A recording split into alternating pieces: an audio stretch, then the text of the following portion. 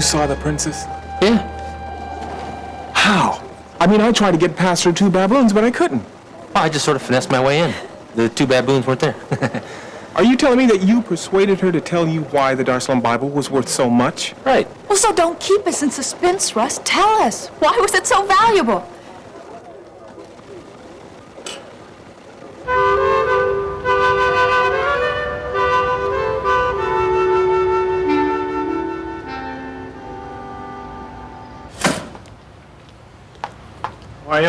Angela will be right out. Now, it's important that she continue taking those iron tablets. And schedule another blood count for her in 2 weeks, okay? Will do.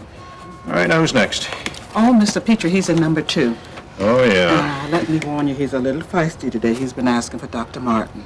But Ben will be in today, won't he? As far as I know. In fact, I thought he would be here by now. Yeah, well, at least we're not too busy today. Where's Lucille? She took an early lunch. Did she seem all right to you? Now that you mention it, she did seem a little on edge. For Lucille, that is. Yeah, I thought so, too. Well, you let me know when Ben gets here. I surely will. Good morning, Dr. Phillips. Miss Evans, isn't it? That's right. Glad to remember. Well, you're probably here to see Dr. Martin, so if you'll excuse me. Dr. Phillips, I'd like to have a word with you. Miss Evans, I have a patient waiting. If you'd like to wait, I'll talk to you when I can. I'm sorry, that just won't do. I beg your pardon. Dr. Phillips, I am facing a deadline on my article about Ben Martin, and Dr. Martin hasn't been very cooperative. I'm sorry, but we can't talk now. If this clinic means anything to you, I think you better talk to me now.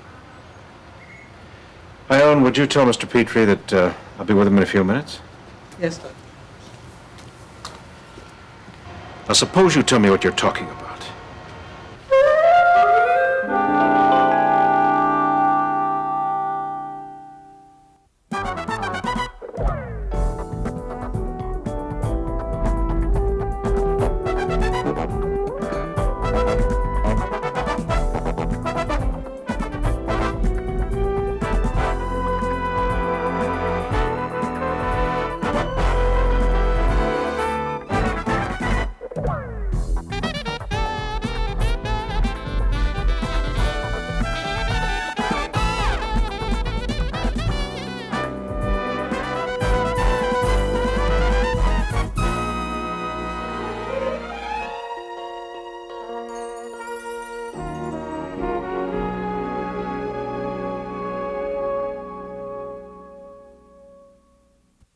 Well, the first thing that the princess told me was the entire history of the Bible. Let me tell you something. That is an incredible story in itself. You think she was lying?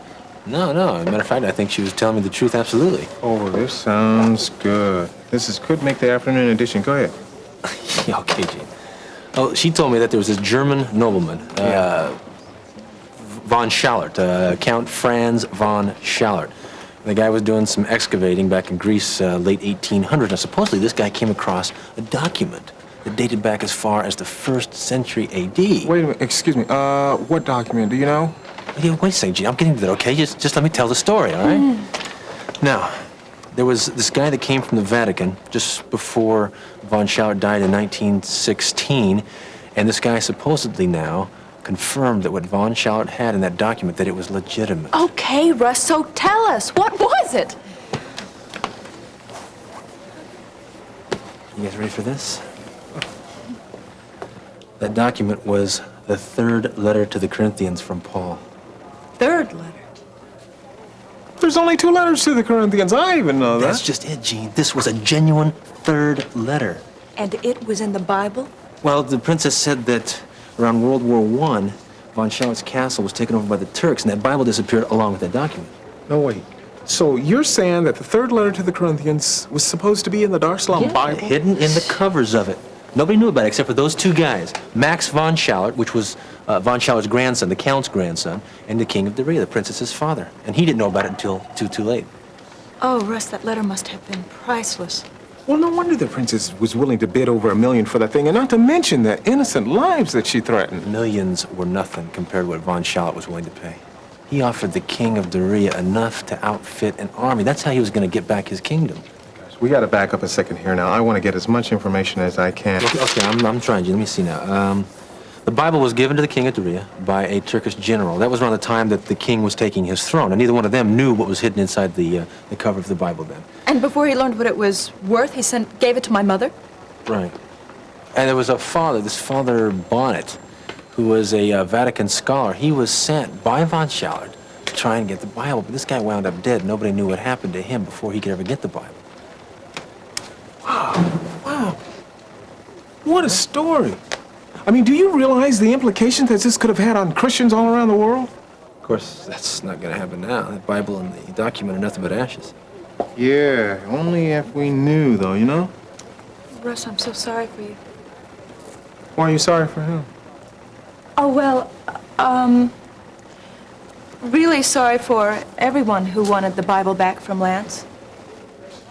Yeah, Lance. You know something about that guy? Even comes out ahead after he dies. Well, how can you say that? With the Bible gone? Yeah. What, are you kidding? It's like he's laughing at us from the grave. I mean, he may be dead, but he somehow managed to get the last laugh on us. Not according to my mom. You know, I can just hear Mom now. She would probably say that the Lord had something to do with the destruction of that Bible. Yeah, sure. Buddy, that's really good going. Thanks. Well, listen, you two, I gotta get out of here. I can't get over to the clinic, so I'll see you guys later. Yeah, all right. I gotta get started on this story. Okay, man. Can't you stay just a little while longer? Well, I'd like to. Well, then stay. We can have coffee, or better yet, we can have lunch. Well, I'd really like to, Stacy, but duty calls, you know, I gotta go. Oh, well, I guess you're right. Hey, don't look so sad, okay? Oh, I'm not. Well, maybe a little. What about tonight? Tonight? We can have dinner. I'll make it, whatever you want. And then we can go to a concert at the college. I have tickets. Hey, that sounds great. Yeah. But tonight's not good. Oh. I've got other plans already made. Hey, we're gonna get together real soon, okay? All right. Okay, see you later.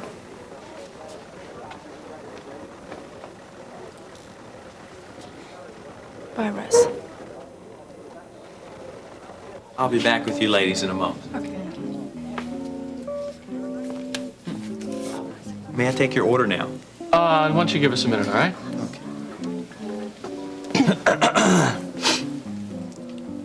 If you'd like, I'll see if we can get a table in the back. No, no. Hey, this table's really nice. Oh, That's pretty, isn't it? yes, it is. I took the liberty of ordering a Chablis. I hope you like it. Oh, white wine. Well, I don't usually drink this time of day. I mean, actually, I don't usually drink at all, but especially this time of day. Did any of that make any sense? Of course. Look, Lucy, you're going to have to stop being so nervous. What would I be nervous about?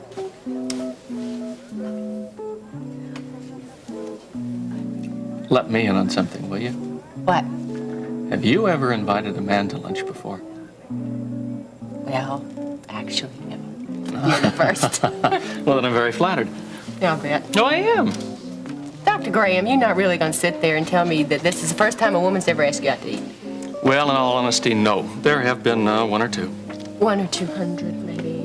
Now, Lucy, that sounds like you're putting yourself down, and I won't have that. Please, call me Brian. Okay, Brian. Now, why don't you tell me why you asked me to lunch? Okay. It has to do with the last time we talked at the clinic. Do you remember? I'd never forget that. Well, we were talking about Connie Fontaine and some of the other movie stars that you've helped. Why are you smiling? Well, I tell you, Lucy, a sideline of mine is watching and listening to people. I find that it helps me in my work. What did I say or do? Well, you just referred to the type of work I do as helping people. There has been a noticeable change in your opinion of the type of surgery that I perform since the last time we talked. Yeah, I guess so. I have to tell you something, though. I did some investigating about you. Oh, you did? Yeah? And what skeletons did you turn up? None. That surprise you?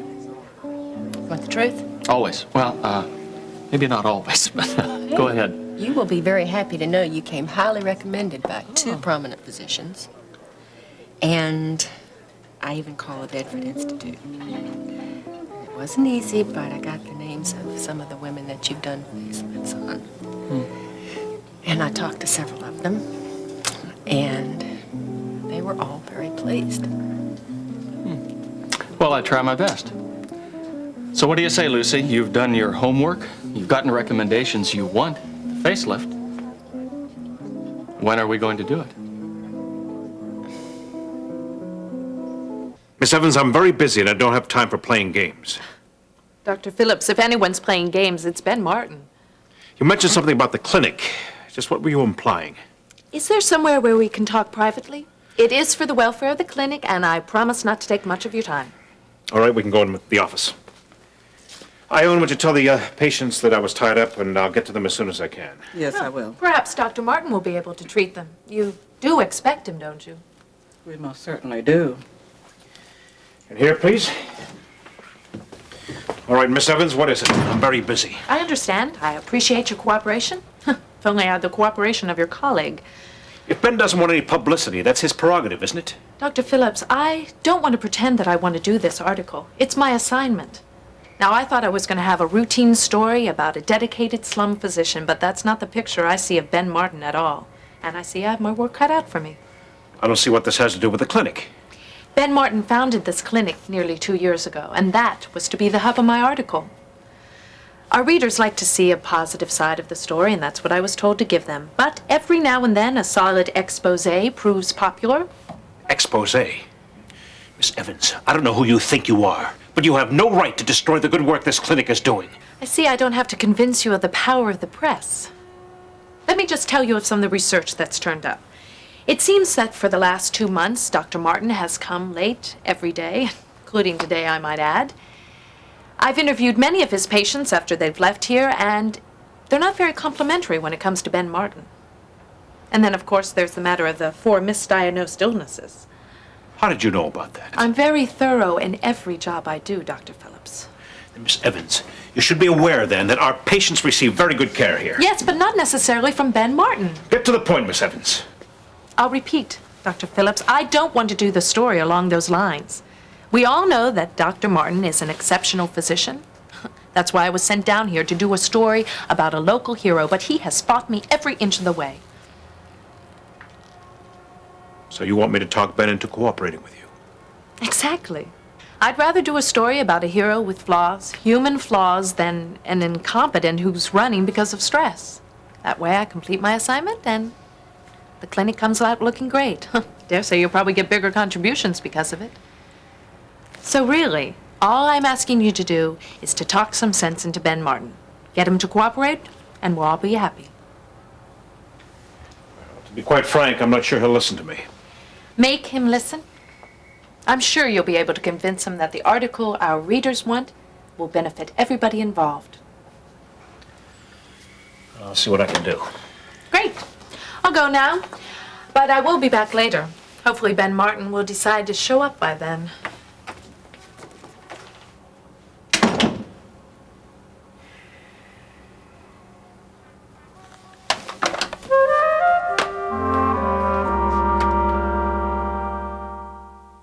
I didn't say I wanted a facelift exactly. But you're seriously thinking about it. Yes. It's just that something down deep inside just keeps saying no, no, no. There must be something else way down deep that's saying yes, yes, yes. Otherwise, I wouldn't be sitting here enjoying your lovely company right now. Oh, you do have a way with words. Oh, it's all part of my bedside manner. I'm sure. Oh, Oh, thank you. thank you. Sure. Look, Lucy, whatever reservations that you're having about a facelift are coming from those prejudices that we talked about last time. Now, I want to tell you something. You are a very charming woman. Well, you are. You know, in fact, you remind me of my grandmother. Great. Now, wait, let me finish. See, my grandmother was a very attractive woman, even until the day she died at the age of 92. 92? Mm-hmm. Is that how old I look? Oh, you remind me of my grandmother in her youth.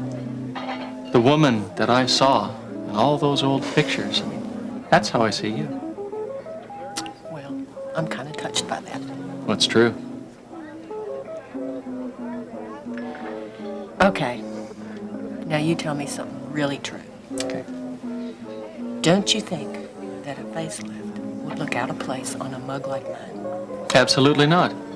And I guarantee you that you're going to see tremendous changes in your life, all for the better. I've seen that happen with every one of my patients. Is that true? Yes. You know, you're not going to believe me, but I think you're going to be my masterpiece. Oh, I hardly think so. No, it's true. The more I look at you, the more I see my grandmother as a young woman. It's going to be my best work yet. So, I'm going to ask you again. When do we do it? How's week after next? Fine. And you call my receptionist, and she'll help you arrange for everything. Okay. All right? I really do have to get back to the clinic. I'm sorry, I just can't finish my dessert. Well, you haven't touched it yet. I know, but I can't. I really do have to get back, okay? All right.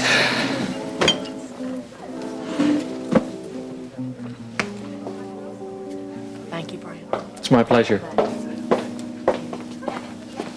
Well, it's been nice talking to you, and have a good lunch. Bye-bye. Bye-bye. Brian, I'm glad to see you. Nancy. Well, that's right. You work here now, don't you? Yes, and I really enjoy it. Well, you know, for the kind of work it is. Yes. Well, I was just leaving. Oh, well, if I knew you were here, I would have come sooner. Oh, that's all right. I was with a client. She just left. She? Yes, rather plain-looking woman who wants a facelift. Oh, you know, that reminds me. When are we going to reschedule my surgery? Well, that all depends upon you. You were the one that canceled our last Yeah, appointment. I know, but you know, I just started this job, and I couldn't really take the time off right away. I know. I understand. You just let me know when you can make it, and I'll take that scar away faster than you can blink those lovely eyes. You let me know, okay? Okay, yeah, I will. Bye. Sure, okay, bye. Bye.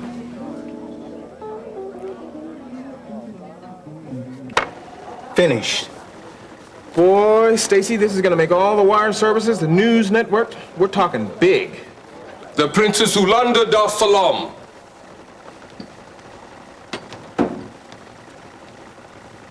Well, if it isn't Janice Wright. Yes, I knew that you knew, and I was not going to return. But I thought perhaps I should. Why? To give an official statement to the press. It's not the answer your two friends gave me. Nonetheless, the destruction of the Dar es Salaam Bible was not only a loss for us, but for the world as well. It was the intention of our king to share this treasure with the entire world once it was rightfully returned. As representative of the royal family of Doria, I would like to extend our apologies for any actions which perhaps may have been misconstrued as hostile in our attempt to possess this treasure. Wait a minute, you expect me to believe that hype?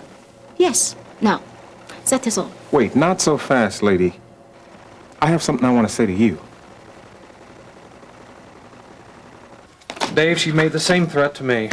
What do you intend to do? I don't intend to do anything. But an expose would not only hurt you, it would hurt the clinic. I really don't think the clinic would be hurt by any bad publicity. Oh, no? Have you forgotten what happened a couple of months ago? Bad publicity practically forced us to close this place. Why do I get the feeling you're blaming me? I'm not the one making threats here. Because your actions the last couple of months have put this clinic in a precarious position. And Monica Evans can slant her story any way she chooses. Well, that's what it comes down to, isn't it? My actions. I don't intend to go into that now. That's not why I'm talking to you. You want me to play along with this Miss Evans? Ben, whatever the choices you're considering for the future, it's clear to me now that the clinic isn't one of them. Now, I don't like the tactics that this woman is using any better than you do. But on the other hand, think of what the effects would be of a story in a magazine like Upbeat. A positive story on you with the clinic mentioned favorably would help us greatly. You know what you're asking, Dave. I'm not asking for me. I'm asking for every patient who's sitting out there. Dr. Phillips, Miss Evans is here. You did say you wanted to see her when she got here. Yes, thanks, Ione. Tell her I'll be right there. I will.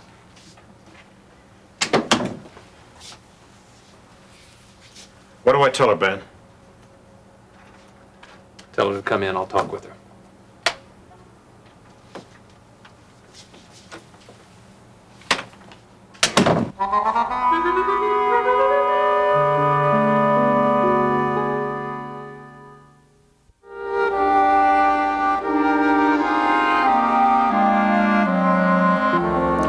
Princess, we must go to catch our plane. Just a moment, Felix. Now, what is it that you wanted to say? Do you think that phony statement you just made will exonerate you and your two friends from all responsibility? Are you aware of what you did? The lives you jeopardized? Now, no statement of apology will excuse that, ever. I think I have heard enough. You've taught me something, Princess.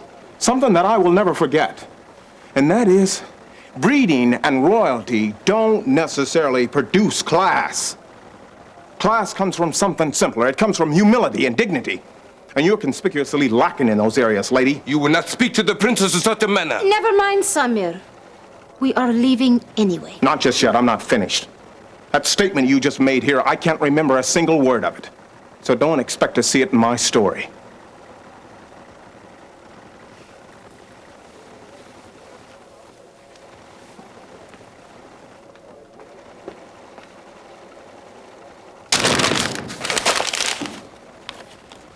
I see you've changed your mind, Dr. Martin. I have 10 minutes. What would you like to know? I'm afraid 10 minutes won't do it all. Well, I'm afraid that's all the time I have at the moment. Well, then we'll have to make it another time. Say, over dinner tonight? What time? Oh, around 7 at the King's Arms?